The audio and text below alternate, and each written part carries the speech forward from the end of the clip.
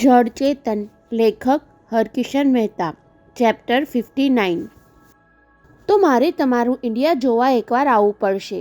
તકિયાને અઠેલીને બિછાનામાં બેઠેલી મોન્ડેલાએ ખુશ મિજાજમાં તુલસી સામે હસી લઈ કાંડા પર નજર નાખી તો ઘડિયાળનો કાંટો 9:35 વટાવી ચૂક્યો હતો. હું અડધો કલાકમાં આવું છું, ત્યાં સુધી તમે ગપ્પા મારો, કહીને ગયેલા માર્ગરેટના પાછા ફરવાનો સમય થઈ ચૂક્યો હતો. આજ સવારે જ માર્ગરેટે તેને વિશ્વાસમાં લીધી હતી. આ ઇન્ડિયન છોકરીને તારી સારવારમાં રોકીને હું એની જ સારવાર કરી રહી છું, કહીને તુલસી પર થયેલા બળાત્કારના પ્રયાસથી તેને વાકેફ કરી હતી. આજે તારી મદદ લઈને એક પ્રયોગ અજમાવવા માંગુ છું. એ કપરી કામગીરી બજાવવાનો સમય પાકી ગયો એટલે તુલસી સાથે હસીને વાત કરતી મિસ મોન્ડેલના મુખભાવે અણધાર્યો પલટો લઈ લીધો. તું તારા મનમાં સમજે છે શું છોકરી? તકિયાનો ટેકો છોડી ટટ્ટાર બેઠી થઈ ગયેલી પેશન્ટના એ શબ્દોએ તુલસીને ચોંકાવી દીધી. મિસ, તમે? કહેતીએ મોન્ડેલનો સ્પર્શ કરવા ગઈ તો પેલીએ તેનો હાથ તરછોડી દીધો. મીઠી મીઠી વાતો કરીને તું મને ભરમાવી ન શકે. તમને આમ એકાએક શું થઈ ગયું મિસ? છડી પડેલી તુલસી સ્વસ્થ દેખાવાના પ્રયાસ છતાં ધ્રુજતા અવાજે બોલી ગઈ. હું તને શું કામ ભરમાવું? તું માર્ગરેટ સાથે સંપીને મને એવું ઠસાવા માંગે છે કે બળાત્કાર તો સાવ નજીવી ઘટના છે. મોન્ડેલાની લીસી કીકીમાં રોષ ભભૂકતો જોઈને તુલસીએ માન્યું કે આના મગજ પર બળાત્કારની ઘટના સવાર થઈ ગઈ છે. હવે પોતે એકલીએ મામલો સંભાળી લેવો પડશે. બહેન, મેં તમને ક્યારેય કહ્યું નથી કે બળાત્કારની ઘટના નજીવી હોય. હું તો તમને હંમેશા એ સમજાવવા મથું છું કે હવે ડાપણ દોડવાનું રહેવા દે. મોન્ડેલાના સોહામણા ચહેરાએ રૌદ્ર સ્વરૂપ ધારણ કરી લીધું. કોઈ તારા પર બળાત્કાર કરે તો તને સમજાય કે આ અનુભૂતિની યાદ કેટલી યાતનાદાયક હોય છે. અનુભવ કર્યા વગર હું સમજી શકું. તુલસીએ સમજાવવાનો પ્રયાસ ચાલુ રાખ્યો પણ પેલીએ તેને પૂરું બોલવા દીધી નહીં. માથાના બોબકટ વાળ પીખી નાખતી એ બરાડી. સાંભળ, એ માણસે મને આ રીતે જકડી લીધી હતી. કહી સાચે સાચ તેણે તુલસીને જકડી લીધી ત્યારે તો એને ચીસ પાડી ઉઠવાનું મન થયું, પણ મોન્ડેલાએ મોકો ન આપ્યો. તેના મોં પર હાથ દાબી દઈને સંભળાવ્યું. હું ચીસ પાડવા ગઈ ત્યારે એ પુરુષે તેનો પંજો મારા મોં પર આમ જ દાબી દીધો હતો. ગુંગળામણ અનુભવતી તુલસી માંડ તેના પંજામાંથી પોતાનું મોં છોડાવી શકી ત્યારે પેલીએ ખડખડાટ અટ્ટહાસ્ય કરી તેને થથરાવી દીધી. હજુ તો આ શરૂઆત છે. તુલસી ડરીને રૂમમાંથી છટકી ન જાય એટલા ખાતર મિસ મોન્ડેલા ફરી પથારીમાં ગોઠવાઈ ગઈ, પણ પોતાનો રોલ ઓસરવા દીધો નહીં. શરૂઆત સાંભળતા જ હું ધ્રુજી ગઈ. વિંદી નાખતા વ્યંગ સાથે એણે આગળ ચલાવ્યું. મારા મોં પરથી પંજો હટાવતા પહેલાં એણે મને ધારદાર છુરી દેખાડીને ધમકી સંભળાવી. કાં તો હું તને ભોગવીશ, નહીતર આ છુરી તારા નાજુક કાયાને ચૂથી નાખશે. કહીને તેણે છુરીની અણીથી મારું સ્કર્ટ ચીરી નાખ્યું. છતાં મેં સામનો કરવાની હિંમત દાખવી ત્યારે એણે જોરદાર હરસેલો મારીને મને પથારીમાં ધકેલી દીધી. હું ફરી ચીસ પાડવા ગઈ તો મારા મોંમાં રૂમાલનો ડૂચો મારી દીધો. ઊભી થવા ગઈ તો એના કમરપટ્ટાથી મને ફટકારી. એના પંજાની ભીસે મારા બાવડાનું બળ થીજવી દીધું. એના રાક્ષસી ચહેરાએ મને શૈતાનની યાદ અપાવી દીધી. મોન્ડેલા આમ તો અભિનય કરીને બધું સંભળાવી રહી હતી, પણ અભિનય કરતાં કરતાં સાચે જ એના ચહેરા પર એ અનુભવ થઈ ગયો હોય તેમ બોલતા બોલતા એનું અંગ અંગ કાપવા લાગ્યું. ત્યારે તુલસીથી સહેવાયું નહીં. બસ મિસ મોન્ડેલા, બસ કરો. તુલસીએ વિનવણી ભર્યા સ્વરે તેને સમજાવ્યું. હવે બહુ થયું, પ્લીઝ. બસ આટલું સાંભળીને ત્રાસી ગઈ. બોલતા બોલતા મોન્ડેલાની નજર દરવાજા તરફ ગઈ. ડૉક્ટર માર્ગરેટ રૂમમાં પ્રવેશ કરતા અટકીને ત્યાં જ ઊભા રહી ગયા હતા. તેમને જોઈને મોન્ડેલાને યાદ આવ્યું કે પ્રયોગ હવે નાજુક તબક્કા પર આવી પહોંચ્યો છે. એમની શીખવણી પ્રમાણે બરાબર અભિનય કરી દેખાડવાનો છે. તને સાંભળતા ત્રાસ થાય છે તો જેને ભોગવવું પડ્યું એના પર કેવી વીતી હશે સિસ્ટર? મને સાંભળતા ત્રાસ થાય છે એટલે હું તમને નથી રોકતી મિસ. તુલસીએ ચોખવટ કરી. જે બની ગયું એને આ રીતે યાદ કરીને ત્રાસ ભોગવવાનો શું અર્થ છે? શું અર્થ છે? મોન્ડેલાએ ધુતકારતા અવાજે સંભળાવ્યું. તું મને ડાહી ડાહી શિખામણ આપે છે, પણ હું તને પૂછું એનો જવાબ આપ તો હું તને ખરી ગણું. પૂછો. કોઈ પણ હિસાબે એને શાંત પાડવા માટે તુલસીએ કહી દીધું અને પેલીએ લાગ જોઈને પૂછી લીધું. ધાર કે બળાત્કારની એ ઘટનામાં મારી જગ્યાએ તું છો. અચાનક કોઈ તગડા પુરુષે તારા પર આક્રમણ કર્યું, તેના ખરબચડા પંજાથી તારું મોં દાબી દીધું અને પછી જે મારા ઉપર વીત્યું અવાજ ફાટી જવા લાગ્યો ત્યારે શ્વાસ ખાવા રોકાઈને તેણે જોયું તો તુલસીના કપાળની નસ ઉપસવા લાગી હતી અને માની લે કે તું બેહોશ બની ગઈ એટલે એ માણસના બળાત્કારમાંથી બચી પણ ગઈ, છતાં ભાનમાં આવીને તારા પર જે વીતી ગયું એની યાદ આવે તો તું શું કરે? તુલસીની આંખો ચકડવકડ થવા લાગી, ચહેરા પર ભય થીજી ગયો અને જવાબ આપવા માટે ઉઘડેલા હોઠ પરથી શબ્દો ઉપસ્યા નહીં. ત્યારે તેના બંને ખભા પર પોતાના હાથ મૂકીને મિસ મોન્ડેલાએ તેને હલબલાવી નાખી. બોલ સિસ્ટર ગાયસામી, અત્યારે તું મને જે શિખામણો આપે છે એવી જ શિખામણ આપીને તું તારી જાત પર કાબૂ મેળવી શકે ખરી? કહીને તેને સજાગ કરવા તુલસીના બંને ગાલ થપથપાવ્યા. બોલ સિસ્ટર, હું તારી પાસે જવાબ માંગુ છું. એનો જવાબ સાંભળવા માનસશાસ્ત્રી માર્ગરેટ દબાતા પગલે બંનેની નજીક સરકી રહ્યા હતા. તુલસીના જવાબ પર પોતાના પ્રયોગની સફળતા નિષ્ફળતા તોડાઈ રહી હતી. તમારી વાત સાચી છે મિસ, તુલસીએ હોઠ ફફડાવ્યા. બીજાને શિખામણ આપવી સહેલી છે, જાત પર તેનો અમલ કરવો બહુ કપરો છે. આટલું સાંભળ્યું ત્યાં સુધીમાં માર્ગારેટ તુલસીની પીઠ લગોલગ આવી પહોંચ્યા હતા. એમનું હૈયું ફફડવા લાગ્યું હતું. પોતાની ગણતરી ઊંધી ગણાઈ રહી હતી. ઘણા સમય અગાઉ આવા જ ભયાનક અનુભવમાંથી હું પસાર થઈ ગઈ હોઉં એવું મહેસૂસ કરી રહી છું. તમે કહો છો એવું કંઈક મારા જીવનમાં બની જાય તો હું ખરેખર ભાંગી પડું. બળાત્કારનો ભોગ બનનારી નારીને ત્યાર પછી પણ લોકો નજરથી પીખી નાખતા રહે છે. હવે ભ્રષ્ટ થઈ ગઈ, તિરસ્કૃત થઈ ગઈ, એ કોઈને મોં બતાવવાને લાયક રહી નથી. એવા ખ્યાલથી હું જીવનનો અંત લાવવા વિચાર કરું. બોલતા બોલતા તુલસી હાંફી ગઈ અને પાછળ છુપાઈને સાંભળતા માર્ગરેટ થથરી ગયા. પરંતુ મિસ મોન્ડેલા, મેં ભગવદ્ ગીતાનું રટણ કર્યું છે. એમાં શરીરને ક્ષણભંગુર કહ્યું છે અને આત્માને અમર કહ્યો છે. શરીરની અશુદ્ધિ આત્માને શું કામ સ્પર્શવા દેવી? હું મારી જાતને જરૂર સમજાવી લઉં કે આપઘાત કરવાથી આ શરીરને છુટકારો થશે, પણ આત્માના બંધનમાંથી હું ક્યાં છૂટવાની? આપઘાત કરવાથી તો આત્માની અવગતિ થવાની. એક જન્મને બદલે જન્મોજન્મ મારો આત્મા રીબાતો રહેવાનો. ના ના, તમારી જેમ હું મારી જાતને તિરસ્કાર ન કરું. જે યાતના ભોગવી છે એને ભૂલી ન શકાય તો એને હિંમતથી સહી લેવા શીખી લઉં. આ છે મારો જવાબ મિસ મોન્ડેલા, અને તારા એ જવાબમાં સચ્ચાઈ છે મિસ ગાયસામી. મિસ મોન્ડેલા આટલું બોલે ત્યાં પાછળથી માર્ગારેટે તુલસીને ચોંકાવી. તુલસીના જવાબમાં માત્ર સચ્ચાઈ નહીં, સંકલ્પ શક્તિનો પણ રણકો હતો. અચાનક આવી ચડેલા માર્ગરેટ આંટીનો પ્રતિભાવ સાંભળીને ડઘાઈ ગયેલી તુલસી આવેશમાં પોતે શું બોલી ગઈ એ યાદ કરવા રહી. ત્યાં તો માર્ગારેટ પોતાના પેશન્ટને બહાને તેને સંભળાવતા હોય તેમ બોલી ગયા. મિસ મોન્ડેલા, હું તમારા બંને વચ્ચેના સંવાદ સાંભળતી ઊભી હતી. હવે તો ખાતરી થઈને કે અમે માત્ર શિખામણ જ નથી આપતા, વખત આવીએ તેનું આચરણ પણ કરી દેખાડીએ છીએ. ભગવાન કોઈને આવું આચરણ કરવાનો વખત ન લાવે, કહી મિસ મોન્ડેલા હેતથી સિસ્ટર ગાયસામીનો હાથ પંપાળવા લાગી. ત્યારે તુલસીના હોઠ પર સંતોષનું સ્મિત ફરકવા લાગ્યું. હું આજે સાચા અર્થમાં નર્સ પુરવાર થઈ. અંતઃકરણપૂર્વકની સારવાર જેવી બીજી કોઈ દવા નથી. મેમરી થિયેટરના કોચ પર સૂતેલી તુલસીના માથે, કપાળે અને છાતીએ જુદા જુદા સાધનો સાથે જોડેલી નળીઓ લગાડી દીધી. સ્વિસ ડૉક્ટરે તંદ્રાનું ઇન્જેક્શન આપી દીધું અને માનસશાસ્ત્રી માર્ગરેટે વિવિધ સાધનોની સ્વિચ દબાવી દીધી. એટલે તુલસીના માથા પાસે ઊભેલા ચિંતને શરૂઆત કરી. હા તો તુલસી, મને લંડનનો ટેલેક્સ કરવા મોકલીને તું તારા ઘરમાં દાખલ થઈ.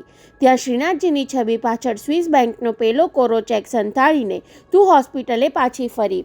નહીં, સીધી હોસ્પિટલે પાછી ક્યાં ફરી? કુકરમાં દબાયેલી વરાળ નાનકડા છિદ્ર જેટલો માર્ગ મળતા બહાર ધસી આવે તેમ તુલસીના મગજમાં ધબરાયેલી સ્મૃતિ ચિંતનના એકમાત્ર ઇશારાથી આપોઆપ ઉછળી આવી. વીઆઈપી પેશન્ટે મને ચીંધ્યા પ્રમાણે પહેલાં તો હું મંદિરે જાઉં છું. ત્યાં એમના વતી પૂજા કર્યા પછી જ પ્રસાદ અને પુષ્પ લઈને ટેક્સીમાં હોસ્પિટલે પાછી ફરું છું. હોસ્પિટલ આવી ગઈ.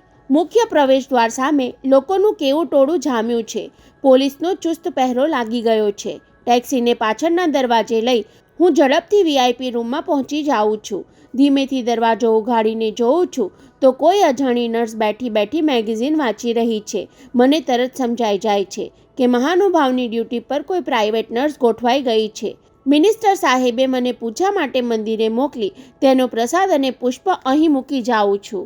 એવું કહીને હું બહાર આવું છું. કુતૂહલ ખાતર ઓપરેશન થિયેટર તરફ જવા પગ ઉપાડું છું, પણ પછી થાય છે કે હું અજાણતા જ આ કેસમાં આટલી બધી સંડોવાઈ ગઈ છું તો જાણી જોઈને વધારે શું કામ ઊંડા ઉતરવું. લિફ્ટમાં નીચે ઉતરીને કપડાં બદલવા હું ડ્રેસિંગ હોલ તરફ જાઉં છું. ત્યાં એ સામા મળી જાય છે. બોલતી બોલતી તુલસી અચાનક અટકી ગઈ એટલે ચિંતનથી અધીરાઈભેર પૂછાઈ ગયું, એ એટલે કોણ તુલસી? ડ્રેસિંગ હોલ જતાં તને કોણ સામે મળે છે? બોલને. એ એટલે તંદ્રામાં સૂતા સૂતા પણ તુલસીના મુખ પર લજ્જા પ્રસરતી દેખાઈ. ડૉક્ટર શ્રીકાંત સામે મળે છે. સવારે સગાઈ થયા પછી અમે પહેલીવાર આ રીતે એકલા મળ્યા. હું શરમાઈ જાઉં છું. એ મને પૂછે છે, તુલસી હવે ઘેર જાય છે કે? ત્યારે હું માથું નમાવીને હા કહું છું અને એ બોલી ઉઠે છે, તુલસી કાલે સન્ડે છે, સાંજે આપણે ક્યાંક ફરવા જઈશું. કોઈ રોમાંચક વાત યાદ કરતાં કરતાં માણસ અરીસામાં જોઈને સ્મિત કરે તેમ તુલસી અત્યારે પણ મરક મરક હસતી રહી હતી. હું એમને પૂછું છું, આપણે એટલે? એ શબ્દોથી બોલતા નથી પણ આંખોમાંથી કહી રહ્યા છે, આપણે એટલે આપણે બંને. એમની દ્રષ્ટિ મારા હૈયા સોસરવી ઉતરી જાય છે. એમનો પ્રસ્તાવ મનમાં મુલાયમ સળવળાટ જગાડી જાય છે. છતાં મારાથી કહેવાઈ જાય છે, હજુ આપણું સગ પણ જાહેર ક્યાં થયું છે? બોલ્યા પછી થાય છે કે વધુ વાર એમને સામે ઊભી રહીશ તો પીગળી જઈશ. હું ઝડપભેર ચાલતી ડ્રેસિંગ હોલમાં પ્રવેશી જાઉં છું.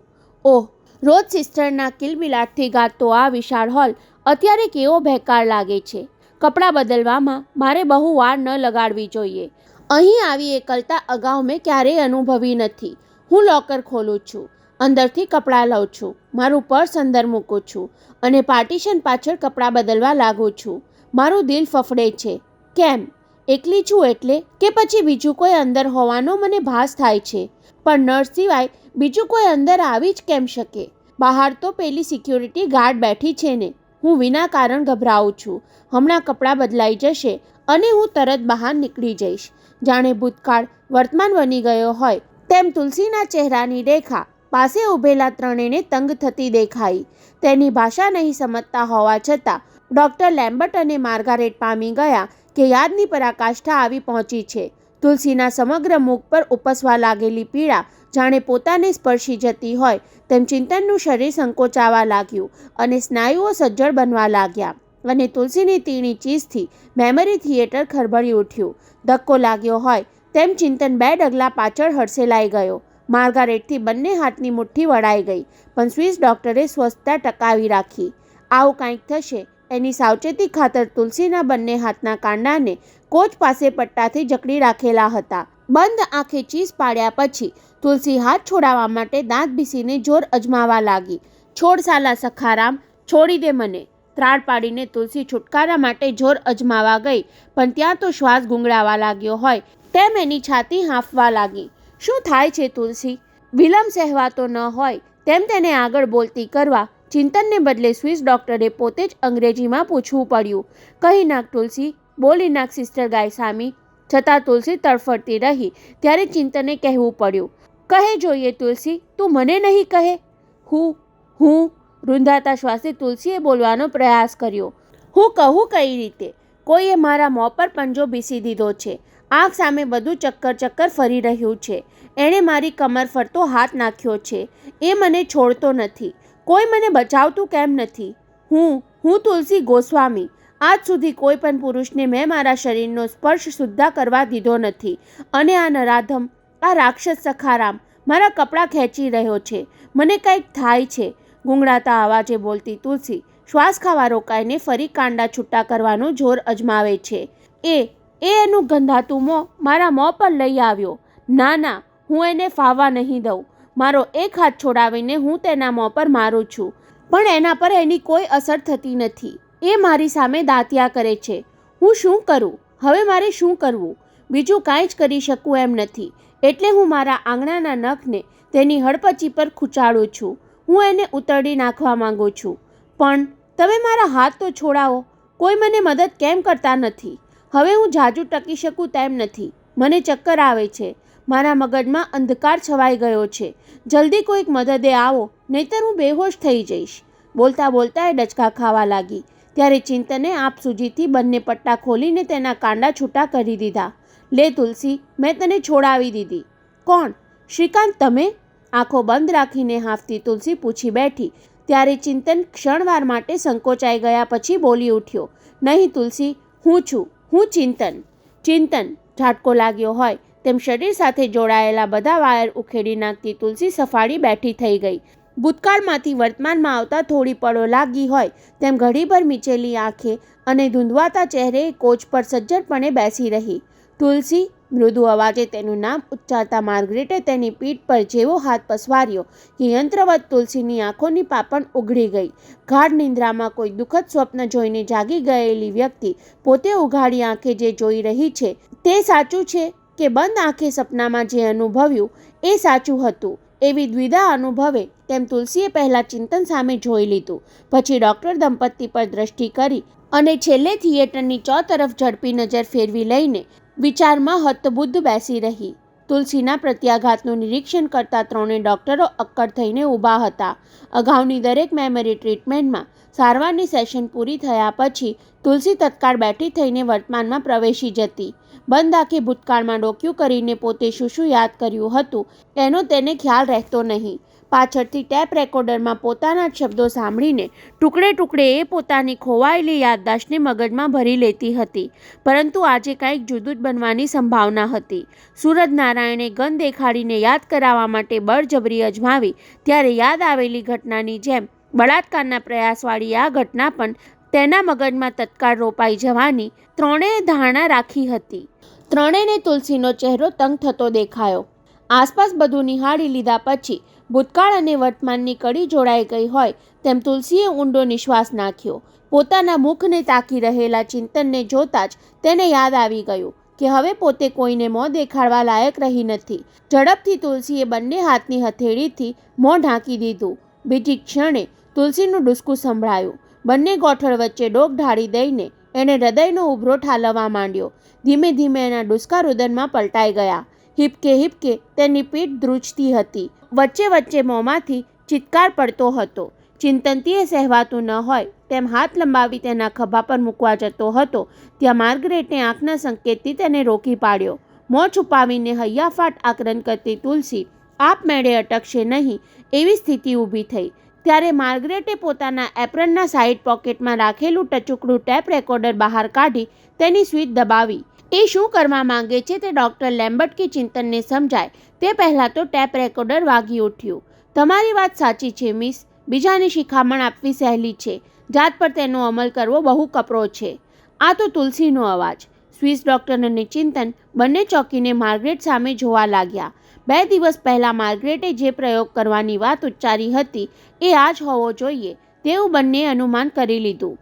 તુલસી અંગ્રેજીમાં બોલતી હતી એટલે પેલી મિસ મોન્ડેલા સાથે વાત કરતી હોવાનો ખ્યાલ પણ આવી ગયો. તમે કહો છો એવું કંઈક મારા જીવનમાં બની જાય તો હું ખરેખર ભાંગી પડું. ટેપ રેકોર્ડરના શબ્દો તુલસીના આક્રંદ પર અફલાતા હતા. શરીરની અશુદ્ધિ આત્માને શું કામ સ્પર્શવા દેવી? ના ના, હું મારી જાતનો તિરસ્કાર ન કરું. જે યાતના ભોગવી છે એને ભૂલી જવાનો નિર્ધાર કરું અને ભૂલી ન શકાય તો તેને હિંમતથી સહી લેતા શીખી લઉં. આ છે મારો જવાબ મિસ મોન્ડેલા. છેલ્લે માર્ગરેટે ટેપ રેકોર્ડરનું વોલ્યુમ એટલું વધુ તેજ કરી દીધું હતું કે તુલસીના અંતિમ વાક્યો ઊંચા અવાજે થિયેટરની દિવાલમાં અફડાઈને ફરી સાંભળનારાના કાનમાં પડઘાતા રહ્યા. તુલસી કોઈની સમક્ષ આટલા જુસ્સાભેર આવું બધું બોલી ગઈ હોય એ ઘડીભર તો ચિંતનના માનવામાં આવ્યું નહીં. હવે એના કેવા પ્રત્યાઘાત આવે છે એ જાણવાની ઉત્તેજના સાથે ફરી ત્રણેય જણા તુલસીને એકીટશે જોવા લાગ્યા. ત્યારે ધીમે ધીમે તુલસીની ડોક ઊંચી થતી દેખાઈ. ટેપ રેકોર્ડરનો અવાજ હજુય પોતાના કાનમાં પડઘાતો હોય તેમ પહેલાં ડોક ફેરવીને માર્ગારેટ આંટી તરફ જોઈ લીધું. એ ટેપ રેકોર્ડરને એપ્રનના ખિસ્સામાં સરકાવી રહ્યા હતા તે તુલસીએ જોઈ લીધું. 2 દિવસ પહેલાં મોન્ડેલા સાથેની પોતાની વાતચીત એમણે ટેપ કરી લીધી હતી એની તો એને નવાઈ ન લાગી, કારણ કે પેશન્ટની સારવાર વખતે થતો દરેક વાર્તાલાપ રેકોર્ડ કરી લેવાની પ્રથા હતી. પણ મારા જ શબ્દો અત્યારે કટોકટીના વખતે મને યાદ કરાવીને તેમણે મારા પર કેટલો બધો ઉપકાર કર્યો. દ્રષ્ટિથી એમનો આભાર માની લઈને તુલસીએ સ્વિસ ડૉક્ટર તરફ ડોક ફેરવી તો પિતાના વાત્સલ્ય જેવા નિર્મળ સ્મિત સાથે એ બોલી ઉઠ્યા, Tulsi, you are a brave girl. જે કાંઈ બની ગયું તેનો બહાદુરીથી સામનો કરજે દીકરી. આશીર્વાદ જેવી એ આજ્ઞાને માથે ચડાવતી હોય તેમ તુલસીએ મસ્તક નમાવી દીધું. ઘડીભર તો તુલસીને થયું કે ઊભી થઈને એમના ખભા પર માથું મૂકી લઈને મોકળા મને રડી લઉં, મનમાં ધરબી રાખેલો પિતાના મૃત્યુનો શોક આંસુ દ્વારા ઠાલવી લઉં. પણ હજુ હમણાં જેણે ઉચ્ચારેલા બહાદુરીથી સામનો કરજે દીકરી શબ્દોએ તુલસીને રોકી દીધી. કદાચ મારા રુદનનો બીજો અર્થ કરીને એ ભલા માણસ અકળાઈ જશે. અને છેલ્લે તુલસીએ ડોક ઊંચી કરીને ચિંતન સામે જોયું. દ્રષ્ટિ મેળવવાની તીવ્ર ઉત્કંઠા સાથે ઊભેલા ચિંતનની નજરમાં નજર ગુથાઈ જતાની સાથે જ તુલસીના હૈયામાં લાગણીના મોજા ઉછળવા લાગ્યા. પોતાને અપનાવી લેવાની તૈયારી સાથે અડીખમ ઊભેલા ચિંતનની મુલાયમ દ્રષ્ટિ જાણે હૃદયના ઘાવ પર મલમ પટ્ટાનું કામ કરી રહી હોય એવી ટાઢક અનુભવતી તુલસીના હોઠ પર આપોઆપ સ્મિત સળવળી ઉઠ્યું. જાણે તેના સ્મિતનો પડઘો પડતો હોય તેમ ચિંતન તેની લગોલગ સરકી આવ્યો. તુલસીની ભીની પાપણ પર લટકતા આંસુને જમણા હાથની આંગળીથી લૂંટતા ચિંતને સામું સ્મિત ફરકાવ્યું. ત્યારે ઉત્કટ આત્મીયતા ઉભરાઈ આવતી હોય તેમ કોચ પર બેઠેલી તુલસીએ પોતાના બંને હાથ સામે ઊભેલા ચિંતનના ખભા પર મૂકી તેની મજબૂત છાતી પર પોતાનું માથું ટેકવી દીધું. પહેલીવાર એ બંનેને આટલી નિકટતા અનુભવતા જોઈને પ્રસન્ન થતા સ્વિસ ડોક્ટર દંપતી પોતાના પગલાંનો અવાજ એમના એ મિલનમાં વિક્ષેપ ન પાડે એવી સાવધાની સાથે બહાર સરકી ગયા. પોતાની છાતી પર તુલસીનું માથું ઝીલીને ઊભેલા ચિંતનનું હૃદય એવા વેગથી ધબકવા લાગ્યું કે જાણે હમણાં છાતી ફાડીને હર્ષ બહાર ઉભરાઈ આવશે. પોતાના સુવાળા લાંબા કેશ પર ચિંતનના આંગળા ફરવા લાગ્યા ત્યારે તુલસીએ એવું મહેસૂસ કર્યું કે સ્વપ્ન સુખના ભારથી હૃદય જાણે હમણાં ધબકતું બંધ થઈ જશે. થોડી વાર માટે થંભી ગયેલો સમય ફરી સળવળી ઉઠ્યો હોય તેમ તુલસીએ માથું ઉંચકી ચિંતનની સામે જોયું. આગળ જીરવાઈ ગયા પછીની પહેલી જિજ્ઞાસા તેની કીકીમાં ઉપસી આવી. ચિંતન, મારા પર હુમલો કરનાર બીજો માણસ કોણ હતો? બીજો માણસ? અચરજથી ચિંતન તેને તાકી રહ્યો. તુલસી, તારા પર હુમલો કરનાર તો સખારામ હતો, એની તો મને ખબર છે, પણ પાછળથી આવીને મારા મોં પર હાથ કોણે દાબી દીધો હતો? એ પણ સખારામ સિવાય બીજું કોણ હોય? નહીં ચિંતન, દ્રઢ અવાજે બોલી ગઈ. સખારામે એક હાથે મારું બાવડું પકડ્યું હતું અને બીજા હાથે મારી કમર ફરતો ભરડો લીધો હતો. યાદ કરીને બોલતી તુલસીનો અવાજ તડાવા લાગ્યો. બીજા કોઈના ત્રીજા હાથનો પંજો મારા મોં પર દબાયો હતો. એ માણસે હાથમાં રબરના મોજા પહેર્યા હતા ચિંતન. અને ચિંતન પગથી માથા સુધી થથરી ઉઠ્યો. તેના જડબાના સ્નાયુ તંગ થયા. બીજો માણસ? અત્યાર સુધી સખારામ ઉપરાંત બીજા કોઈનો તો વિચાર સુદ્ધા કર્યો ન હતો અને હવે આટલા વર્ષે અચાનક? ચિંતન, તને પણ ખબર નથી કે? તુલસી આગળ પૂછે એ પહેલાં ચિંતને તેના હોઠ પર જમણા હાથની આંગળી મૂકી દીધી. તુલસી, અત્યારે એ બધું ભૂલી જા. બહાર બંને ડૉક્ટર આપણી રાહ જોતા ઊભા હશે. હે?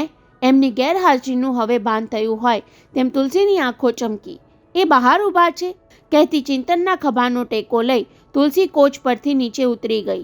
બહાર નીકળવા માટે બંને સાથે પગ ઉપાડ્યા ત્યારે ચિંતનના મગજ પર સવાર થઈ ચૂકેલો પેલો બીજો માણસ પણ તેમની સાથે જ રહ્યો હતો.